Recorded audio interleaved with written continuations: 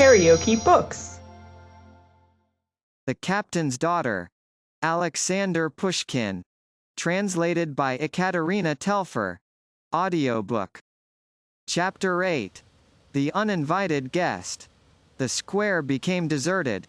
I remained on the same spot, unable to collect my thoughts, disturbed as they had been by such terrible events. The uncertainty of Maria Ivanovna's fate tortured me most. Where was she? What had happened to her? Had she had time to conceal herself? Was her refuge a safe one? Filled with anxiety, I entered the commandant's house. It was empty. Chairs, tables, boxes, were all destroyed. The crockery lay broken. Everything was strewn about. I ran up the little stair which led to Maria Ivanovna's room, and entered it for the first time. I saw her bed, which the villains had searched. The cupboard had been broken open and robbed of its contents. The lamp was still burning before the empty kaivat. A little mirror hanging on the wall had also remained uninjured. Where was the mistress of this simple, virginal chamber? A fearful thought flashed across me. I fancied her in the hands of the robbers. My heart ached. I burst into bitter, bitter tears, and called aloud the name of my beloved one. I heard a slight noise, and Palashka, pale and trembling, issued from behind the cupboard. "Ah! Peter Andreevich," said she, raising her arms. "What a day! What horrors!" "And Maria Ivanovna?" I asked, impatiently. "What about Maria Ivanovna?" "The young lady is alive," answered Palashka. "She is hiding at Akulina Pamfilovna's." "At the priest's house?" exclaimed I with terror. "My God! Pugachev is there." I rushed out of the room, reached the street in an instant, and hastened, regardless of everything, to the priest's house. Noises, laughter, and songs issued from it. Pugachev was feasting with his companions. Palashka had followed me. I bid her send Akulina Pamfilovna to me secretly. In a few minutes the priest's wife came out to the lobby, with an empty bottle in her hand. "For God's sake, where is Maria Ivanovna?" I asked, with indescribable agitation. "My poor little dove is lying on my bed, behind the partition," answered the priest's wife. "Ah! Peter Andreevich, we have had a narrow escape. But, thank God, all has gone off well." The wretch was just about to sit down to dinner, when she, poor thing, coming to herself, groaned. I felt a chill all over. He heard it. "Who is it moaning there, old woman?" I bowed down low before the thief. "My niece, sire, has been taken ill, and has been laid up a fortnight." "And is thy niece young?" "Yes, sire." "Then let me see thy niece, old woman." My heart leapt within me, but what could I do? "Welcome, sire. Only the girl is not able to rise and come before your grace." "Never mind, old woman. I shall go to her myself." And he did go behind the partition, the D rascal. What dost thou think of that? He drew aside the curtain, looked in with his vulture's eyes, and that was all. God was with us. Wilt thou believe me, the father and I were quite prepared to suffer a martyr's death? Fortunately, my little dove did not recognize him. Oh! Lord God, what a day we have lived to see! Poor Ivan Kozmich! Who would have believed it? And Vasilisa Yegorovna! And Ivan Ignatich! What had he done? How is it that you escaped? And what do you say of Shvabrin? He has had his hair cut, and here he is now, feasting with them. He has been sharp about it, I must say. And when I happened to mention my sick niece, wilt thou believe it, he looked daggers at me? However, he did not betray me. Let us thank him even for so much. Drunken shouts and the voice of Father Gerasim reached our ears. The guests were clamoring for wine, the host was calling after his helpmate. The priest's wife fidgeted. "Go home, Peter Andreevich," said she. "I have no time to think about you just now. We must entertain the wretches. Harm may befall you, if you get into their drunken hands. Good-bye, Peter Andreevich. What is to be, will be." Let us hope that God will not forsake us. She left me. I returned home, my anxiety being slightly relieved. Passing by the square, I saw several Bashkirs gathered at the foot of the gallows, and drawing the boots off the corpses that were hanging. I restrained, with difficulty, an outburst of indignation, feeling that any interference on my part would have been useless. The fortress was in the possession of the robbers, who were plundering the officers' houses. In all directions were heard the shouts of the tipsy rebels. I reached home. Savelich met me at the threshold. "God be praised," exclaimed he, on seeing me. "I began to think that the wretches had again got hold of thee.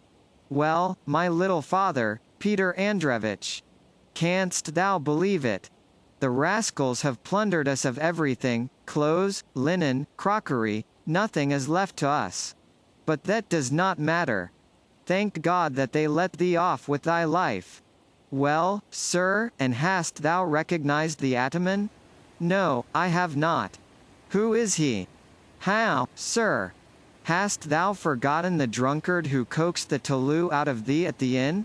The little brand new hare-skin Tolu, and he, the beast, split it by forcing himself into it. I was amazed. Indeed, the resemblance between Pugachev and my guide was startling. I became convinced that Pugachev and he were the same person, and was now able to understand why I had been dealt with so mercifully. I could not but marvel at the circumstances so strongly linked together. A boy's Tolu, made a present of to a vagabond, had saved me from the noose, and a drunkard who had hung about wayside inns, was now besieging fortresses, and shaking the empire. "Wilt thou take something to eat?" asked Savelich, unchanged in his habits. "There is nothing at home. I shall go out, and if I can find something, it shall be got ready for thee." Left alone, I gave myself up to reflection. What was there for me to do? To remain in a fortress that had fallen into the power of the wretch, or to join his band, was equally impossible for an officer. Duty bade me go where I might still be of service to my country in the present embarrassing circumstances. But my attachment urged me strenuously to stay near Maria Ivanovna to be her protector and guardian. And although I foresaw a speedy and inevitable change in these circumstances, still, I could not rid myself of a feeling of alarm, when I considered the danger of her situation. My reflections were interrupted by the entrance of a Cossack, who had come with the announcement that the great emperor required me to appear before him. "Where is he?" I asked, preparing to obey. "In the commandant's house," answered the Cossack. "After dinner our father went to take a bath, and now, he is having his rest." "Well, your lordship, everything proves that he is an important personage. At dinner he deigned to eat up 2 roasted sucking pigs, and he bore the hot steam so well, that even Taras Korochkine could not stand it, being obliged to give the birch broom to Tomka Bikbayev, and only recovered from its effects after having a quantity of cold water thrown over him. It is impossible not to admit that all his ways are very grand. And I was told that in the bathroom he showed the marks of a czar on his breasts. On one side he has the 2-headed eagle of the size of a pyatak, and on the other he has the likeness of his own person. I did not think it necessary to dispute the point with the Cossack, so I followed him to the commandant's house, endeavoring to imagine beforehand my interview with Pugachev, and wondering how it would end. My reader will easily understand that I did not feel perfectly indifferent to its result. It was getting dusk when I approached the commandant's house. The gibbet with its victims loomed hideously in the dark. The body of the poor captain's wife was still lying in the porch, in front of which 2 Cossacks stood on sentry. The Cossack by whom I had been escorted went to announce me, and returning immediately, conducted me into the room, where, on the previous day, I had taken such an affectionate leave of Maria Ivanovna. A strange spectacle presented itself. Pugachev and the Cossack chiefs in colored shirts and caps, their red faces heated by wine, their eyes glittering, sat at a table, which was covered with a cloth, and laden with bottles and tumblers. Schwabrin and our orderly, those newly sworn traitors, were not of the number. Ah! Your lordship, said Pugachev, on seeing me. You are welcome. Honor and place to you. The guests made room for me. I took my seat in silence at the end of the table. My neighbor, a young Cossack, slight and handsome, poured me out a glass of wine. Which, however, I did not touch. I scanned the assembly with curiosity. Pugachev sat at the post of honor, leaning on the table, and supporting his black-bearded chin with his broad fist. His regular and almost agreeable features had nothing of cruelty about them. He frequently turned towards a man of about 50, now addressing him as Count, then Timofeich, and sometimes Uncle. Everybody seemed to treat his neighbor as a comrade, and none showed any special respect to their leader. They conversed on the assault of that morning, of the success of the rebellion, and of their future plans of action. Each boasted of his own doings, offered his opinion, and freely contradicted Pugachev. And it was at this extraordinary council of war, that it was decided to attack Orenburg, a bold move, which was very nearly being crowned by a fatal success. The march was fixed for the morrow. Well, boys, said Pugachev, let us sing before we retire for the night, my favorite song. Chumakov, begin. My neighbor began the sorrowful song in a small shrill voice, the rest joining in the chorus. Do not murmur green wood, my mother. Do not hinder me from thinking my thoughts. Tomorrow, I must hie me to judgment. Before a fierce judge, before the Tsar himself. The Lord Tsar will ask of me.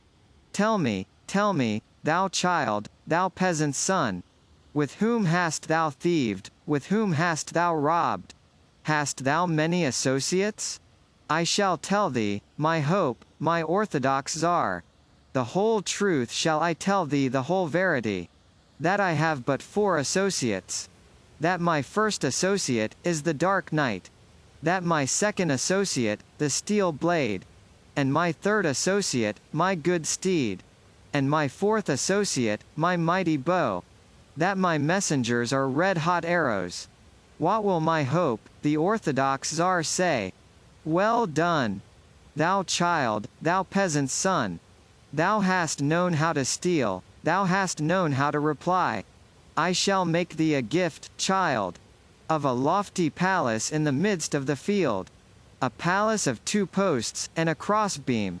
It is scarcely possible to convey an idea of the impression produced upon me by this popular song, with the gallows for its subject, sung as it was by people destined for them. Their ferocious looks, their ringing voices, the dismal tone in which these sufficiently expressive words were sounded, all filled me with a sort of undefined terror. The revelers drained another glass, and then rose and took leave of Pugachev.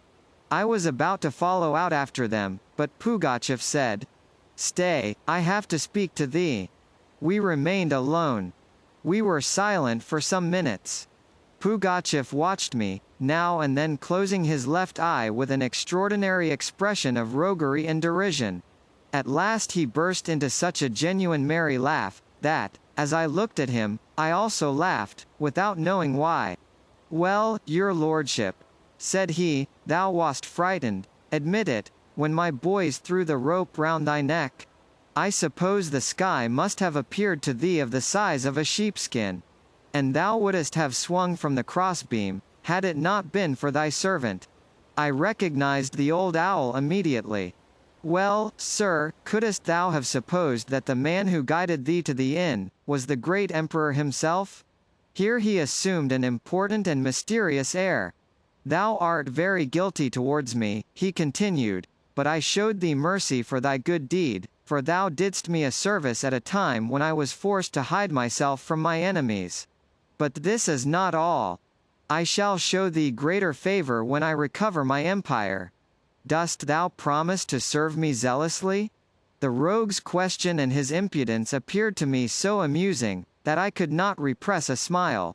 What art thou laughing at? Asked he, frowning. Or is it thou dost not believe that I am the great emperor? Answer me frankly. I was perplexed. I could not acknowledge the vagabond as being the emperor, it would have been unpardonable cowardice.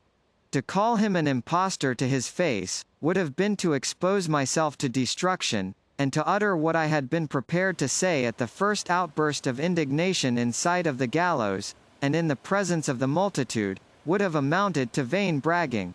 I hesitated. Pugachev awaited my reply in stern silence. At last, and I think of that moment with self-satisfaction to this day, a sense of duty triumphed over human weakness. I said to Pugachev, "Listen. Shall I tell thee the whole truth? Just reflect whether it is possible for me to acknowledge thee as the emperor. Thou art a reasonable being. Thou thyself wouldst know that I was shamming. Who am I then, according to thy opinion? God knows, but whoever thou mayest be, thou playest a dangerous game." Pugachev threw a quick glance at me. "Then thou dost not believe," said he, "that I am the Emperor Peter Fyodorovitch? Very well. But is there no success for the daring? Did not Grishka Otrepov reign in days gone by? Think what thou pleasest of me, but do not leave me. What does it matter to thee? Who is not a priest is a father. Serve me, in faith and in truth, and I shall make thee a field marshal and prince. What dost thou think of this?" "No," I answered, firmly. "I am a nobleman by birth. I swore to serve the Empress, I cannot serve thee. If thou really wishest me well, permit me to go to Orenburg." Pugachev reflected. "And if I do let thee go," said he, "dost thou at least promise not to take up arms against me?" "How can I promise thee so much?" I replied. "Thou thyself knowest that it cannot be as I wish. If I receive orders to march against thee, I must do so, I cannot help myself. Thou art now a chief thyself.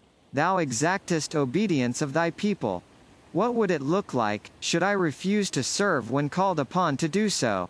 My life is in thy hands. If thou lettest me free, thou shalt have my thanks. If thou executest me, God is thy judge. As to myself, I have told thee the truth." Pugachev was struck by my sincerity. "Be it so," he said, slapping me on the shoulder. "One must either execute or fully pardon. Go, the 4 quarters are open to thee, and do as seemeth thee best. Come and bid me good-bye tomorrow, and now get thee to bed, for sleep also oppresses me." I left Pugachev and emerged into the street. The night was still and frosty. The moon and stars shone brightly, illuminating the square and the gallows. All was quiet and dark within the fortress. In the public house only were there lights, whence issued the shouts of lingering idlers. I looked up at the priest's house. The shutters were closed, everything appeared quiet there. Entering my lodging, I found Savelich bewailing my absence. The news of my having been set at liberty rejoiced him greatly. "God be praised," said he, crossing himself. "We must leave the fortress as soon as it is day, and follow whither luck leads us. I have prepared some food for thee, my little father. Thou must then go to bed and sleep till morning, safe as in Christ's bosom." I followed his advice, and, having supped heartily, fell asleep on the naked floor, worn out morally and physically. Karaoke Books.